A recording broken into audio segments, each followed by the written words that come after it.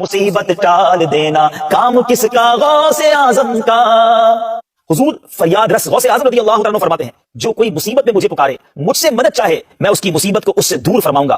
غوث پاک کے بارے میں آتا ہے کہ 40 سال تک عشاء کے وضو سے فجر کی نماز ادا فرمائی. 15 سال تک میرے غوث نے شیخ عبد القادر جیلانی نے ایک رات میں ہر روز قرآن پاک ختم فرمایا. بابا فرید گنج شکر رحمۃ اللہ تعالی علیہ کے قریب لکڑیوں کے گٹھا پڑا تھا. اس گٹھے پر ہاتھ رکھا اور ارشاد فرمایا درویش اگر لکڑیوں کے گٹھے کو کہے کہ سونا ہو جاتا تو وہ سونا ہو جاتا ہے. آپ کے زبان سے یہ الفاظ ادا کرنے تھے کہ وہ لکڑیوں کا گٹھا سونا ہو گیا.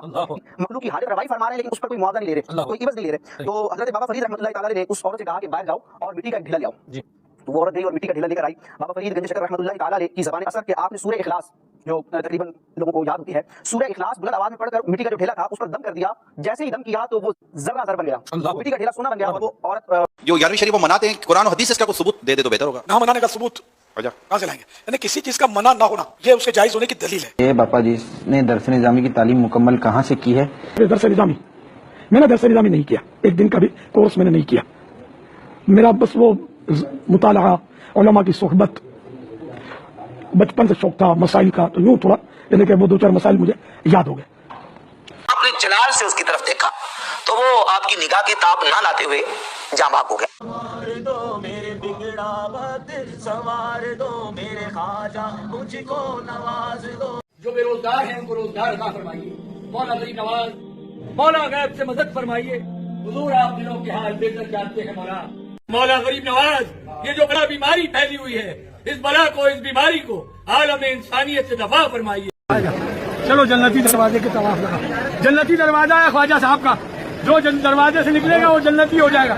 خواجہ کی دعا ہے اس پہ مدد فرمائیے غریب نواز. حضور یہ غلامان غلام آپ کی بارگاہ میں حاضر ہے سرکار. ان تمام حاضرین کی حاضری قبول فرمائی, ایمان کی دولت عطا فرمائی.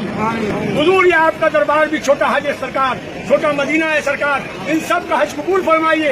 یہ کہنے والوں نے کہا اگر پوری زمین کے درختوں کے پتوں کو کاغذ بنا دیا جائے, درختوں کی کلموں کو اس کی ٹہنیوں کو قلم بنا دیا جائے, سارے سمندروں کو روشنائی بنا دی جائے, انسان جنات فرشتے سب مل کر غوث کی شان لکھتے رہے تو لکھنے والے تھک جائیں گے, پتے ختم ہو جائیں گے, روشنائی ختم ہو جائے گی, سمندروں کا پانی ختم ہو جائے گا, میرے غوث کی شان کبھی ختم نہیں. کے لیے غوث اعظم کا دھوبی فوت ہو گیا.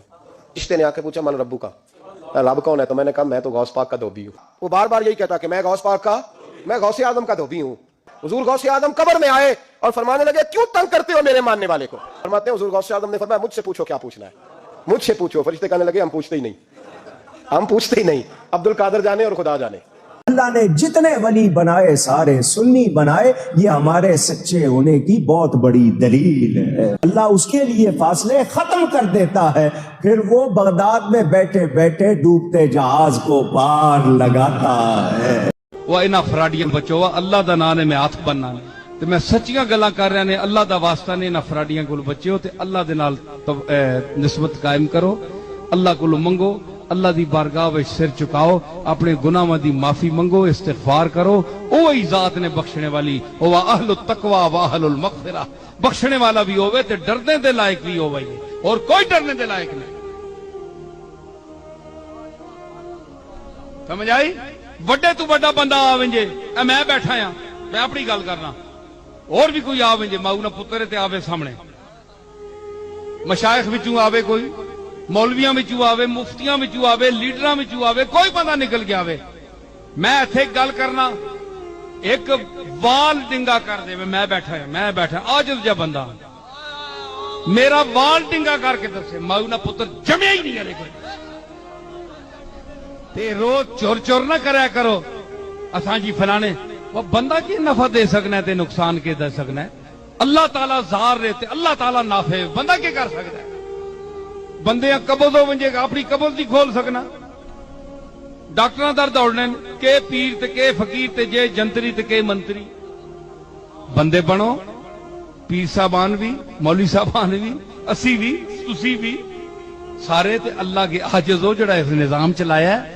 اللہ کو معافی منگو, علاج. غیبی طور پر کسی کے بارے میں یہ عقیدہ رکھ کر کہ وہ میری مشکل کشائی کر سکتا ہے, حاجت روائی کر سکتا ہے, میری مدد کر سکتا ہے, یہ شرک ہے, اور اس کے شرک ہونے میں کوئی شک نہیں. ان المساجد للہ فلا تدعوا مع اللہ احد. اب دیکھیے हमारे ये फरिश्ते यहां बैठे हैं ना, हम कह सकते हैं जरा भाई मेरा ये काम कर देना? नहीं कह सकते। जिब्राइल को पुकार सकते हैं, जिब्राइल जरा मेरा ये काम कर देना? नहीं। वो आलम गैब की शय है। किसी वलीउल्लाह की रूह को पुकार कर कहना कि मेरी ये मुश्किल दूर कर दे, नहीं। अल्लाह से कहे, अल्लाह को पुकारे, अल्लाह जिसके जरिए से चाहे आपकी जरूरत पूरी कर। और अगर तुम इनसे पूछो कि आसमानों और जमीन को किसने पैदा किया तो कह देंगे कि अल्लाह ने। कहो कि भला देखो तो जिनको तुम अल्लाह के सिवा पुकारते हो, अगर अल्लाह मुझको कोई तकलीफ पहुंचानी चाहे तो क्या वो उस तकलीफ को दूर कर सकती हैं? या अगर वो मुझ पर मेहरबानी करना चाहे तो क्या वो उसकी मेहरबानी को रोक सकते हैं? कह दो कि मुझे अल्लाह ही काफी है, भरोसा रखने वाले उसी पर भरोसा रखते हैं। कह दो कि ऐ कौम, तुम अपनी जगह अमल किए जाओ, मैं अपनी जगह अमल किए जाता हूं। अनकरीब तुमको मालूम हो जाएगा कि किस पर अजाब आता है जो उसे रुस्वा करेगा और किस पर हमेशा का अजाब नाजिल होता है।